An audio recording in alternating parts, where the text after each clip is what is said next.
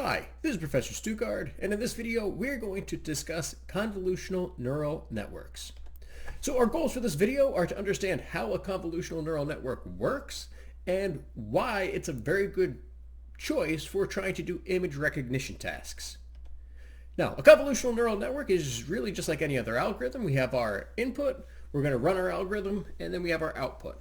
And again, for this particular task, we're going to focus on image classification, which means we want to input an image, run it through our convolutional neural network with its hidden layers, which we're going to explore. And then our output is going to be the guess that our neural network makes for which class of image this particular file or image actually is.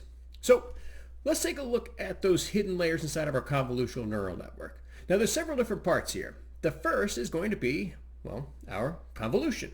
And our convolution is where we apply our filters, we apply our convolutional kernels, those matrices of values, and we create a feature map by, running through our convolution. After we do our convolution, we are always going to activate with the Relu activation between our convolution and our next layer. The reason for this is that, again, our Relu takes any negative value and makes it 0, which is actually very useful for doing our image classification and actually simplifies the process quite a bit. Now, after we do our convolution, the next step is to pool or do pooling. Now, this is where we take that feature map created by our convolution, and pooling allows us to actually generalize more for what's called spatial variance. Basically, it means it lets us detect features in, more than one place, essentially. And when we do this, this creates a pooled feature map as, as our next step. Now, with most of our convolutional neural networks, what happens next is we actually feed back in. We do another convolution, we do another pooling, maybe we'll do another convolution and another pooling. We run through the cycle a couple of times, and then finally, after we run through that cycle enough, then we take our resulting pooled feature map as a vector, and then we run it through our kind of typical artificial neural network, which is really just, again, our kind of traditional neural network with traditional perceptrons and our fully connected layers and so on. And then that will, of course, output our image class guess. So again, this is the typical structure of a convolutional neural network. We have our image, which is, again, we look at our image in terms of the pixels, and we can use two-dimensional pixels here, or two-dimensional images, which is really, really nice. If you remember, our traditional neural network can only really input a single vector of values. By using a convolutional neural network, we can input images in 2D, and we can actually start to analyze and describe our features while preserving the actual two-dimensional version of our image. Okay, so the idea here is that this is actually based on biological research about how we actually detect images ourselves. We don't look at every single pixel of an image, we want to find our features, and the convolution helps us to identify our features. All right, so again, we see features like maybe a hat, a dress, or tattoos, and there's no way we could possibly process all the information coming into our eyes for every pixel around us. We need to quickly kind of classify what we see into these features, and that's the same idea here. So, again, our convolutional neural networks, we have our convolutional net layer where the neurons receive our inputs from sub-areas of our image. So again, we're going to kind of break down the image into little tiny sub-areas and convolve so that we get a representation of that particular area. Then we pool it, which basically combines the outputs of those clusters into a single neuron. And again, we're going to discuss all this more in depth as we go through the video. And then our last step is our traditional neural network. And again, this is a traditional fully connected neural network, which means we connect every single neuron in one layer to every neuron in the next layer, and so on. So our CNN, or our convolutional neural network, again, is doing that same idea that we do. It extracts the features, and the really amazing part is that we can become incredibly accurate because the neural network itself is what's detecting the features. The features are learned by our neural network. We don't need to input manual features. We actually can have our network learn by itself what these features actually are. Now, again, this happens through, well, tens or hundreds of hidden layers, and each layer is going to increase the complexity of our learned features, and this makes deep learning models extremely accurate for these computer vision tasks. Now, here's why we really do need to use these convolutions and these poolings. So, for example, if I take a 4K Ultra HD photo, top of the line right now, that has a size of 4096 by 2160 pixels. And if you remember, each one of those pixels has 3 values for the amount of red, the blue, and the green to display, which means that a single picture actually consists of 26,542,080 different values, basically stored in a spreadsheet. And that means that if we were to try to input that 4K image into a traditional neural network from the get-go in a fully connected neural network, that means that we would need that same number of connections. We would need that 26 million and a half connections for each neuron in the first layer of our neural network, which is completely untenable. That's so many connections, we would never, ever be able to train any model in any reasonable amount of time. So that's where convolution comes in. Now, here's how convolution works. We kind of talked about this already, how we have a matrix of values that really scales or determines how much we should weight each pixel in that particular kernel. And so let's take a look at what happens if we take a 10 by 10 array, which means it has 100 values. If I apply a 5 by 5 convolutional filter with no padding, so padding refers to what we do around the edges. So again, I'm doing this with no padding. We could pad the edges by symmetry, but for this example, no padding. And so again, what I'm doing is I'm taking that 5 by 5 grid on the left, and I'm convolving it by taking some sort of weighted sum of those values to result in that one pixel in my output. And my output array now is going to be a 6 by 6 with 36 values. Because again, as we can see, as we move along, as I shift my kernel, it shifts to the next pixel. And I'm going to keep moving along, and that's what my convolutional filter does. It moves along to determine every value in my next output layer. And again, it moves all the way across, and then it would shift down. And again, hopefully we can kind of see and think about this for yourself for a minute. If you need to pause the video, do that. Why would a 10 by 10 be shrunk down to a 6 by 6 if my convolution filter has a size of 5 by 5? What's going on there? And again, make sure you take a second to stop and think about why that might be before you move on. Now, hopefully we understand why that shrinks down our image when we have no padding. And so when we run that convolution, the result is, well, our convolved feature map. And typically it's going to be smaller than our original input image, which means it's going to make it easier and faster to deal with. Now some information is lost. Again, I went from a 10 by 10 with 100 values to a 6 by 6 with 36 values, which means I lost 64% of my information. Okay, typically our images are not 10 by 10, so we're actually not going to be losing that large of a proportion of our data, but we can actually lose quite a bit of the data as long as we're, well, basically averaging it with its neighbors, right? That's what convolutions do. It basically looks at that pixel and all of its neighbors and says, well, your neighbors are going to kind of determine what you are, so yeah, that's good enough for the next layer. And again, it lets us really extract those features. We can determine features with our convolutions without necessarily having to consider the entire image itself. Now, again, there's many different ways that we can get our feature map, and there's many different kernels we can use for our convolutions. And so again, we can do all kinds of different feature detectors here and see what's going to work best. Now, again, different feature detectors, different kernels means different results. So again, we can apply all kinds of different filters. We can sharpen an image, blur an image. We can do edge enhancement, edge detection. We can do a whole bunch of other things too. And This is all done by applying different feature detectors to create different feature maps. And the really cool part is you can actually set up a program where your computer can actually determine which filters are the most appropriate and lead to the highest degree of accuracy. And then, again, the primary purpose here, like I said, is just to find those features and identify which ones are going to be the most useful, put them in the feature map, and then, again, the convolution preserves that spatial relationship between the pixels, which is important so that the pixels don't get all jumbled up.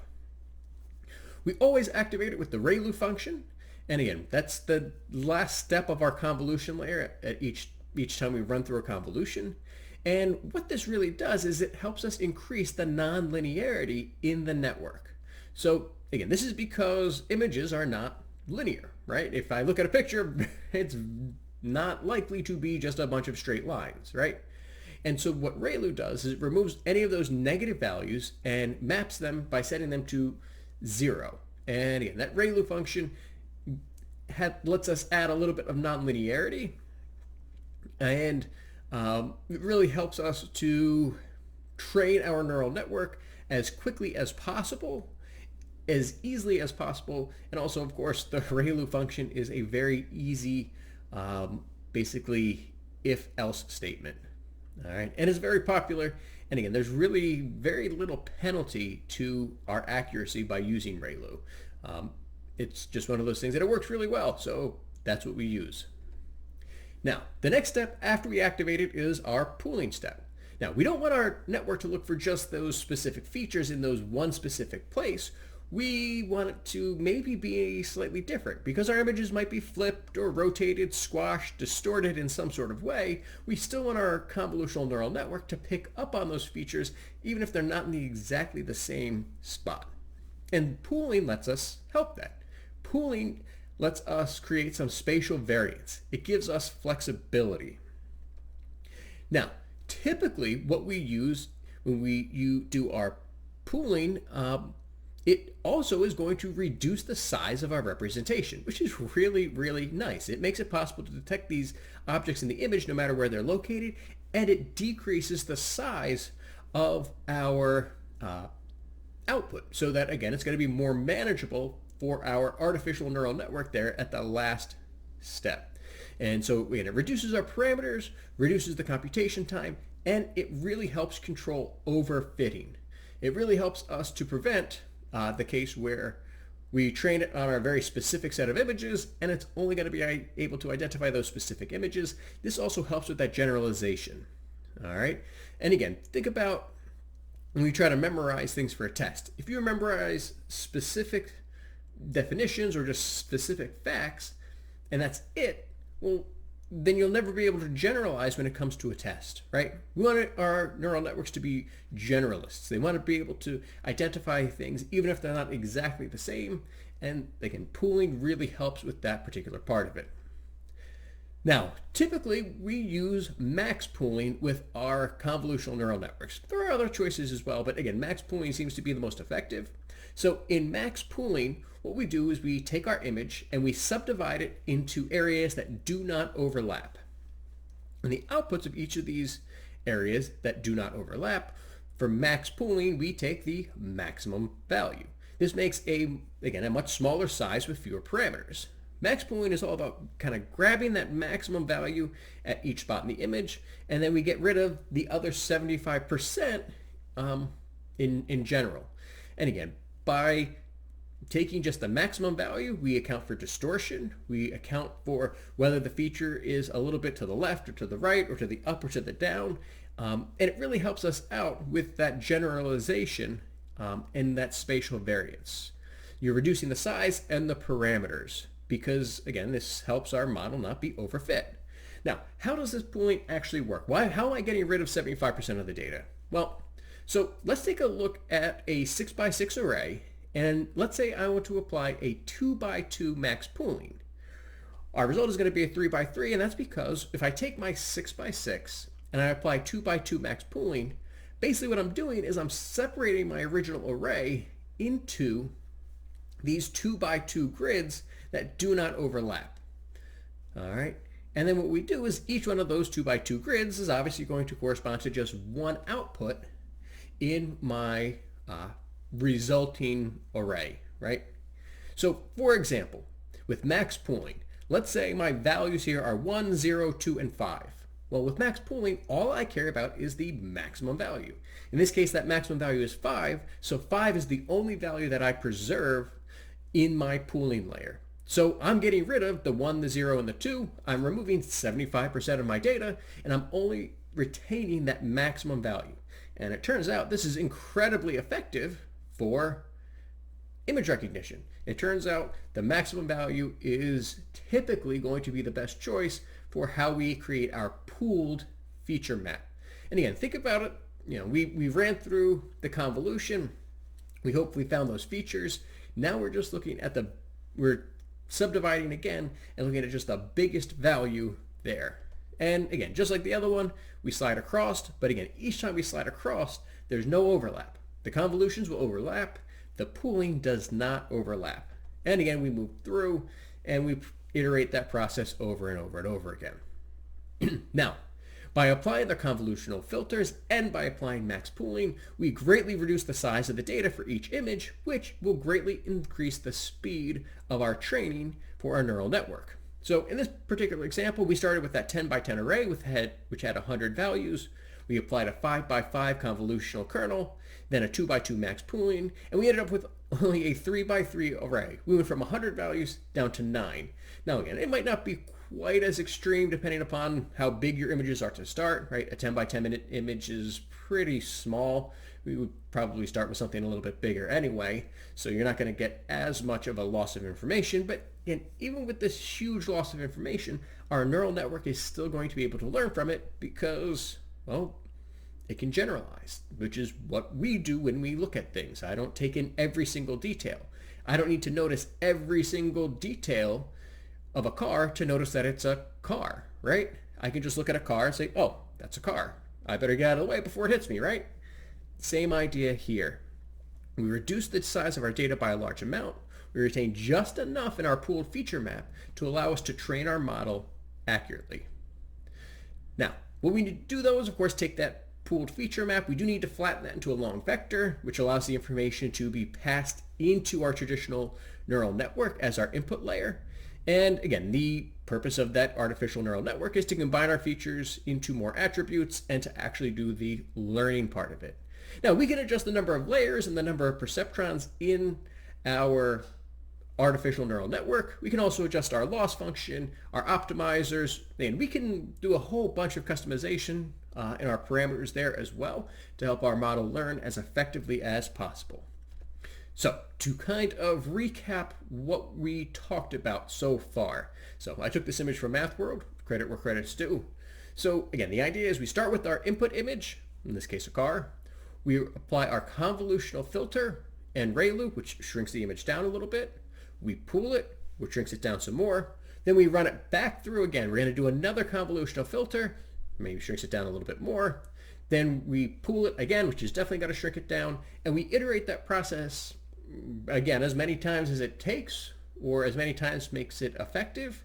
And then we move on to the second part, which is our classification step, where we flatten it, we run it through our fully connected neural network, and then our output becomes our class of guesses, whether, depending upon the type of image classification we are trying to do. And again, there are so many cool different ways that we use convolutional neural networks to do image classification. Obviously, they're used in self-driving cars. They're used in facial recognition. There's really cool apps that you can download for your phone where you could show it a leaf off of a tree, take a picture with your smartphone, and it will be able to identify what type of tree it is based upon the leaf.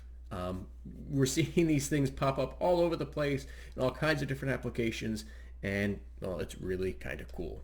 Now, like I said, what we have to do though is to train that neural network based upon those inputs. So again, we do all the convoluting and all the pooling, then we need to actually train the neural network on those particular vectors. So each image gets reduced down to just a single vector of values. We run through our neural network, and then we apply our normal backpropagation. So we have to find the weights and the biases for each layer and each perceptron. And those weights and the feature detectors, again, they get adjusted and optimized, and they help the performance of the model. And again, we run that process over again and again. We can't just run it through our neural network and train it once. We have to do it many times. Each of those training sessions is called an epoch. So an epoch is one full training session with the images all being processed forward, right, through the forward feed, and then doing backpropagation to improve the weights and the biases, to improve those parameters of our neural network. So an epoch is just one full training session of the feed forward and backpropagation together. Now, depending on the neural network, depending on how complicated it's going to be, this can take many, many, many epochs to train properly, which means it can take a very long time. And again, many convolutional neural networks, like Facebook uses for facial recognition, those are closely guarded trade secrets. They can probably also only be really processed on a supercomputer. Who knows how many layers and filters and everything they apply to them. And again, they are run on very powerful computers. Luckily, we can actually do fairly good with image recognition just using our simple desktop and a set of training data that is well labeled. As long as it's labeled, we should be able to run it through our convolutional neural network and obtain decent results. And again, decent results for us would be accuracy in the 70 to 80% mark. When we talk about things like those closely guarded secrets, like for example, Tesla, those self-driving cars, that would not be an acceptable level of accuracy. Even being wrong 1 out of 1,000 times is not acceptable, meaning that Tesla's convolutional neural network for object detection is probably running somewhere higher than a 99.99% accuracy rate, because that's what's really needed to drive a car safely. All right, but that's enough for this video. So can you answer these following questions? Do you understand what each of those layers do in a convolutional neural network? What does convolution do? What does pooling do? And then of course, how does our artificial neural network really work? And then the last part, what is an epoch? What is a single epoch? And then how do all the epochs together help out? And again, right, we run it through our epoch once. That gives us our new sets of weights and biases, because again, we always initialize our artificial neural network typically with random values, and then through an epoch, they get improved. And then we can start with those improved values to run it through another epoch, and hopefully that improves it. Then we run it through another epoch. And again, hopefully it improves it. And each time we run it through, hopefully we improve our weights and biases until our neural network is accurate without overfitting. All right. Well, I hope you learned something, and I hope you enjoyed this, because this is so cool that we can have computers recognize images with just these kind of simple ideas and simple tools. And so, again, I hope you enjoyed it. And as always, take care of yourselves.